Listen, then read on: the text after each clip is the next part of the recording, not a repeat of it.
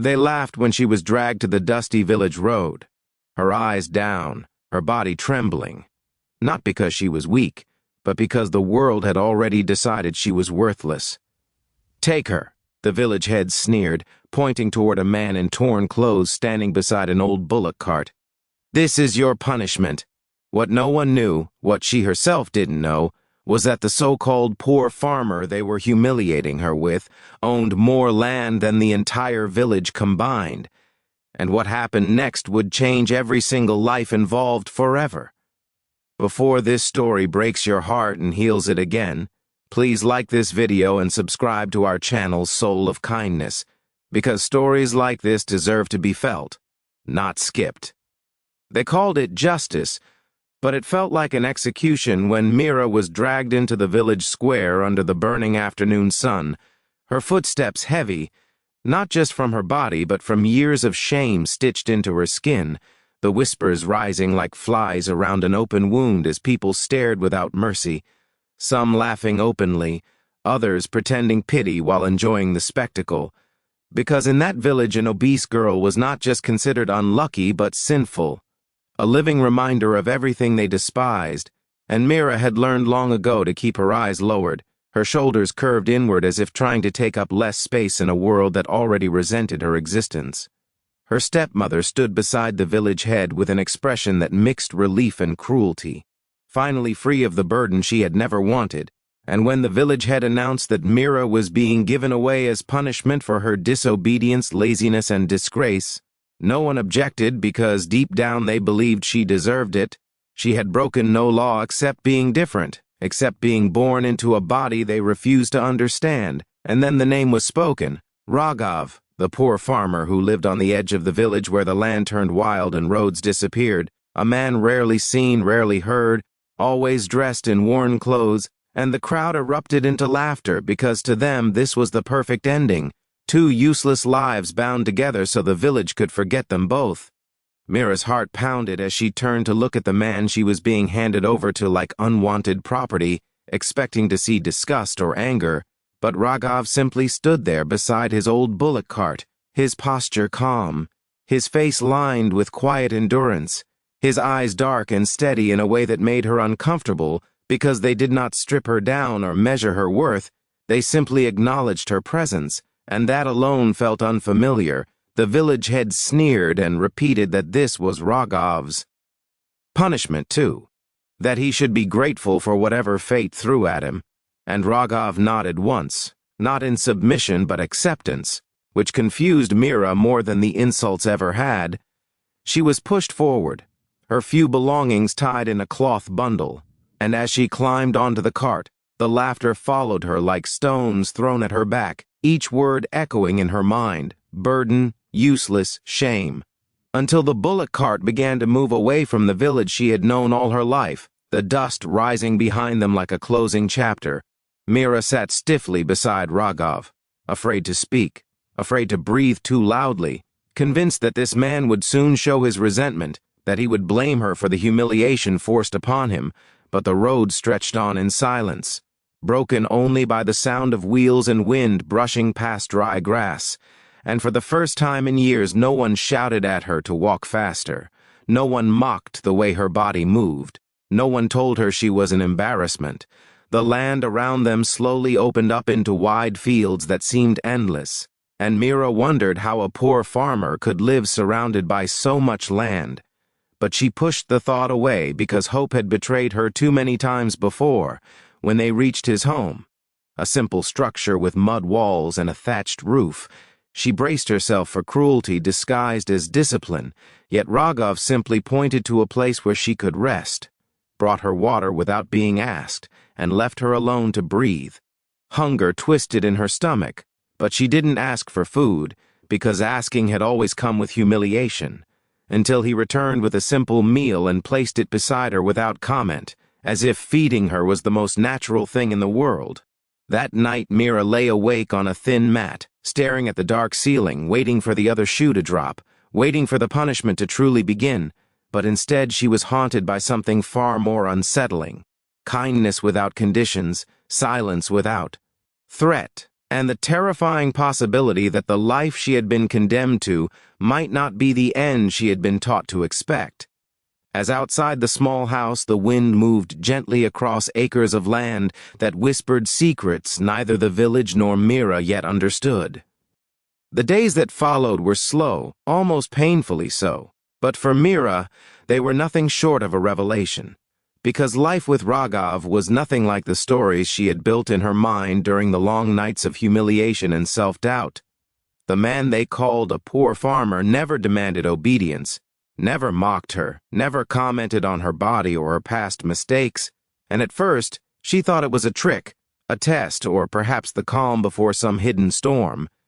But as the sun rose and fell, she began noticing small things: the care with which he tended the soil, the way he spoke to the animals, the quiet respect the workers had for him, and yet he never flaunted wealth, never boasted, never reminded anyone of what he had, all of which clashed violently with everything the village had taught her about power, money, and status.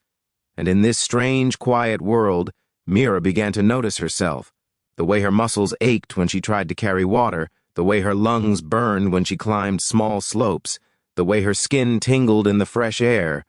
all of which reminded her that she existed in her own body, not just in the opinions of others. Raghav's kindness was not soft or sentimental, it was practical and steady, guiding her gently without words, showing her that her presence had value even if no one else had ever said it. And she found herself drawn to his routines, watching him plow, plant, and harvest with precision, realizing that each acre, each row of crops, each carefully constructed irrigation channel was the result of years of patience and care, and she wondered silently why the village could not see this, why they reduced him to a poor man when he was clearly everything they were not: strong, disciplined, capable, and compassionate. And then one evening, as the sky darkened and clouds rolled in threatening rain, Mira overheard a conversation between Raghav and two workers, hushed but urgent. The men spoke of yields, profits, contracts with traders in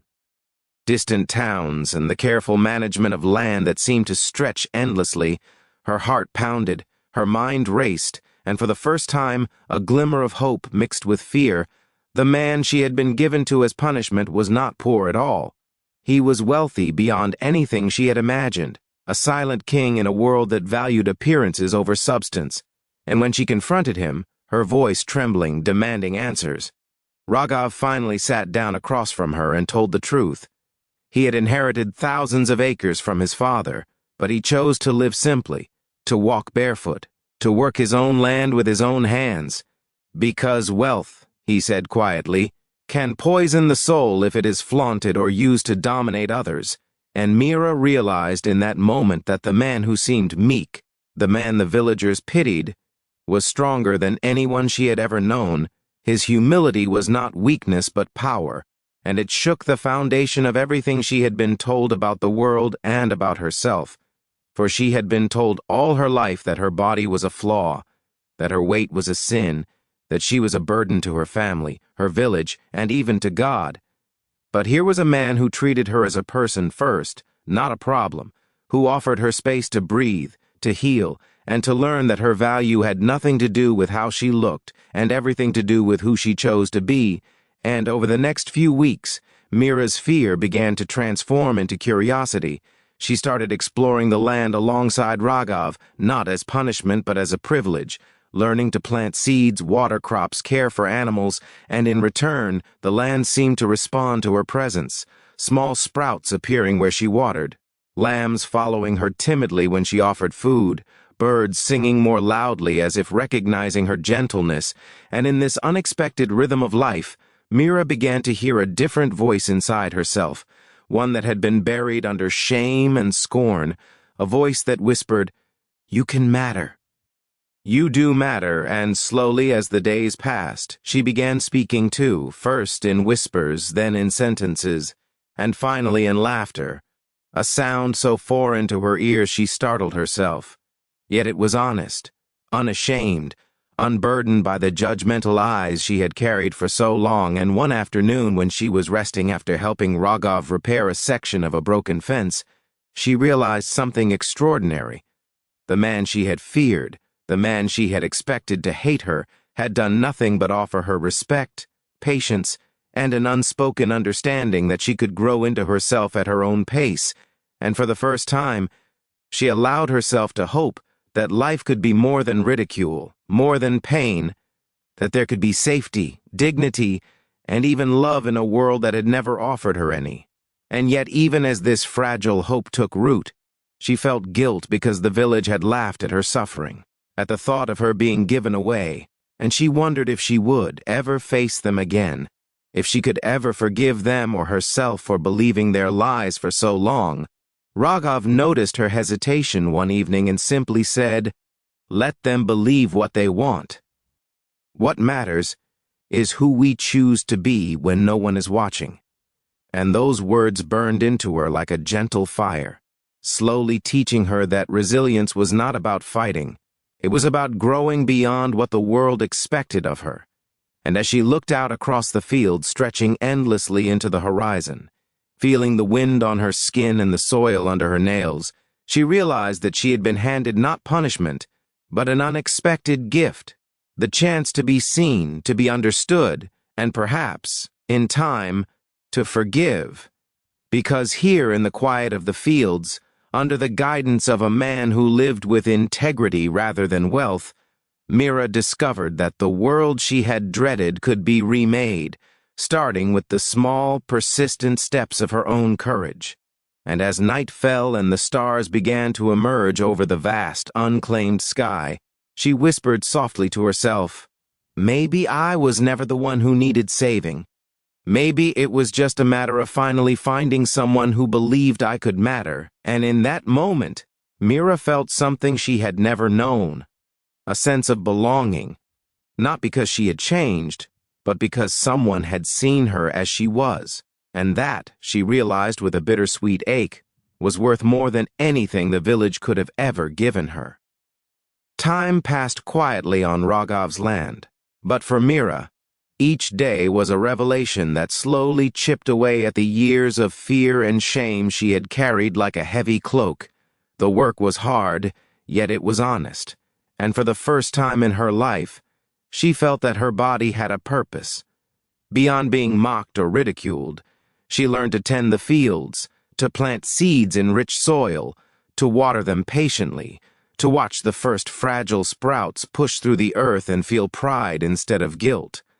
And with every task, Raghav's presence was a steady guide, never overbearing, never condescending, simply teaching through action, whether it was showing her how to mend a fence, how to lead a stubborn ox, or how to harvest crops without damaging them. And slowly, Mira began to understand that the man the village had called poor and simple was actually the opposite, wise, disciplined, and profoundly strong. His wealth was not measured in coins or gold, but in knowledge, patience, and the respect he commanded from his workers. People who once feared him now spoke his name with admiration, and the realization struck Mira with both awe and disbelief. The same man she had feared, the one to whom she had been given as a punishment, possessed a world beyond anything she had imagined, a world she had assumed was reserved for the lucky, the beautiful, the deserving. Yet here she was, a girl they had dismissed as worthless, walking beside him, learning, growing, and being treated as an equal, and slowly whispers of this truth reached the edges of the village, causing unease among those who had once mocked her, who had laughed at her body and her so-called punishment. And one day, a group of villagers arrived at the boundary of Raghav's land, curious, skeptical, and ashamed, seeking to witness for themselves the girl who had survived what they believed would break her. And as Mira walked among them, she realized she no longer recognized the trembling, fearful child she had been, her posture was upright, her voice strong, her eyes clear, and when she spoke, it was not to beg forgiveness or approval, but to tell a story, her story, of humiliation turned into growth, of kindness replacing cruelty, and for the first time she felt the weight of the years of scorn lifting, replaced by something else. Power. Not the power to dominate, but the power to choose who she would become. And as the villagers listened, some ashamed, some curious, some grudgingly respectful, Mira felt a strange mixture of satisfaction and sorrow. Satisfaction because she had survived and grown. Sorrow because the same world that had nearly crushed her had never taught her her own worth. Raghav, observing silently from a distance, reminded her that true strength is quiet, measured, and does not need applause. And she took his words to heart because she had seen too many seek validation in the eyes of others, only to lose themselves. And now she was learning to anchor herself in the truth of her own existence, unshaken by ridicule or expectation. And as the seasons changed, Mira noticed more transformations, not just in herself, but in the land and in the lives around her. The crops flourished under her care, the workers treated her with respect, the animals responded to her touch, and even the wind seemed gentler when she walked across the fields. And yet, the most remarkable change was within, in the quiet moments when she watched Raghav work, when she felt the sun warm her face, when she laughed freely without fear of judgment. She realized she was learning to love the rhythm of her life, the strength of her body, and the depth of her mind, and she began to dream, small dreams at first, of helping others, of creating a space where people like her, people once discarded, could find acceptance, safety, and dignity. And with each passing day, that vision grew clearer, until one morning, she took her first real step toward it, speaking to the village council that had once condemned her, explaining how their cruelty had shaped her, but also how she had survived, how she had been given more than they could ever understand. Not punishment, but guidance. And though some of the council listened with shame, some laughed at her idealism, Mira did not falter, because she had learned that validation from those who had hurt her was not necessary. Her own growth, her own understanding of worth and kindness, was enough. And as she returned to Raghav, she realized something she had never admitted before. She had begun to care for him not just as a teacher or guide, but as someone who had fundamentally changed her life. And though she was afraid of what that admission meant, she knew it was true, and in that acknowledgement she felt the most terrifying yet liberating truth, that love, when it arrives in the form of respect and understanding, does not shame you, it lifts you. And in the weeks that followed, Mira and Raghav worked side by side, their bond deepening in a way that was silent, unspoken, and yet unmistakable. The land thriving under their joint care, the workers learning from their example, and the village slowly beginning to understand that wealth, kindness, and strength were not always visible on the surface, that the girl they had humiliated and the man they had pitied were now a force of compassion and resilience that no judgment could ever diminish. And one evening, as the sun dipped low behind the horizon, casting a golden glow over the endless fields, Mira stood with Raghav at the edge of the land, feeling the wind lift her hair, feeling the soil beneath her feet, and for the first time in her life, she was free, not free from the past, not free from memory, but free in a way that mattered most, free to be herself, to embrace her worth, and to step forward into a life she had never imagined could exist. And she whispered to herself softly, almost in awe, maybe the punishment was never meant for me. Maybe it was a gift I couldn't see yet. And Raghav, standing silently beside her, simply nodded, knowing she had begun to understand the most important lesson of all, that kindness, patience, and respect, when given without expectation, could heal wounds deeper than any medicine and transform a life thought broken into something extraordinary. Years passed like gentle waves across Raghav's vast land, and Mira, once mocked and dismissed as nothing more than a burden, had transformed into a woman whose presence carried quiet strength, a strength not measured in size, wealth, or the approval of others, but in the resilience of her spirit, the depth of her kindness, and the courage it took to reclaim her life from the cruelty of a village that had refused to see her as human. And though the scars of her past never fully disappeared, they had become a part of her story, reminders of what she had endured, and more importantly, what she had overcome. And the people who once laughed at her had long since stopped, replaced by those who watched in awe as she moved across the fields with Raghav, guiding workers, tending crops, caring for animals, and creating a rhythm of life that combined diligence with compassion. And in that rhythm, she discovered the most profound truth of all, that power without kindness was empty, and wealth without humility was dangerous,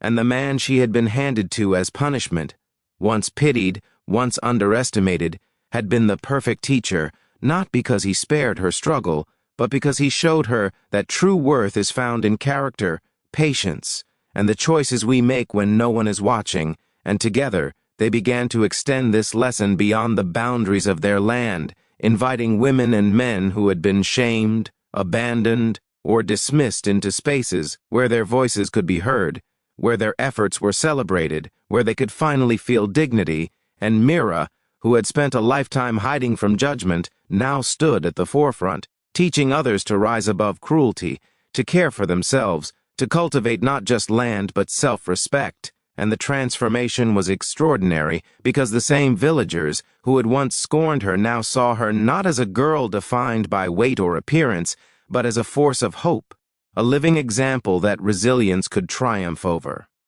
Prejudice, and even those who had inflicted pain could not help but notice that something remarkable had occurred, that the girl they had laughed at had emerged not broken but radiant in strength. And as the season shifted, the land thrived, yielding more than crops. It yielded community, compassion, and a renewed sense of possibility for all who had once been overlooked. And Raghav, standing quietly beside her, never claimed credit, never flaunted his wealth, never demanded recognition. But Mira understood deeply that his wealth had always been secondary to his character, and that his generosity was measured not in coins, but in opportunities given, lives uplifted, and hearts healed. And together, they became a symbol of transformation. A story whispered across villages and towns, the tale of a girl given away as punishment who became a beacon of courage, and a man assumed to be poor who revealed the true power of humility, integrity, and compassion. And Mira often reflected on how strange life had been, how cruel the world could appear, and yet how astonishingly beautiful it could become when people chose kindness over judgment. And when she thought of the child she once was, trembling in the village square, she realized that the gift had not been Raghav's wealth, nor even his patience, but his unwavering belief in her potential, in her humanity, and in the possibility that someone dismissed could change the world. And now, standing atop a hill overlooking their thriving fields, the wind brushing against her face, she felt a serenity she had never imagined, knowing that the girl who had been punished had grown into a woman who could empower, who could inspire, who could redefine what it meant to matter. And as she held Raghav's hand, she understood that love, true love, was not about appearances or expectations, but about seeing and accepting someone completely. And that realization filled her with a quiet joy, one that radiated across every corner of their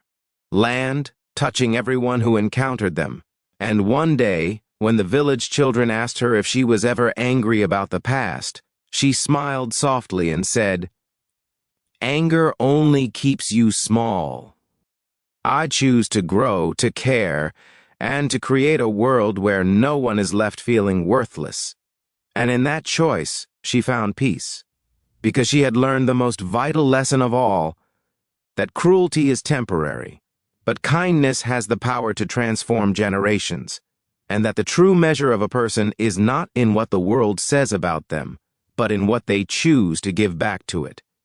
And as the sun set over the golden fields, bathing the land in light, Mira turned to the camera as if speaking to the hearts of everyone watching, and said, "If this story touched your heart even a little, please like this video and subscribe to Soul of Kindness." Every like and subscription helps us share more stories of hope, resilience, and the power of human kindness. Because the world needs to be reminded that love and compassion can change lives, and as the screen fades, viewers are left with the warmth of the story, the depth of emotion, and the unforgettable truth that even in a life that begins with shame and cruelty, there is always a chance for redemption, for growth, and for the discovery that the greatest treasures are not in wealth or beauty, but in courage, empathy, and the unwavering belief that everyone, no matter how dismissed or ridiculed, can matter and can leave a legacy of kindness that lasts far longer than the judgments of the past.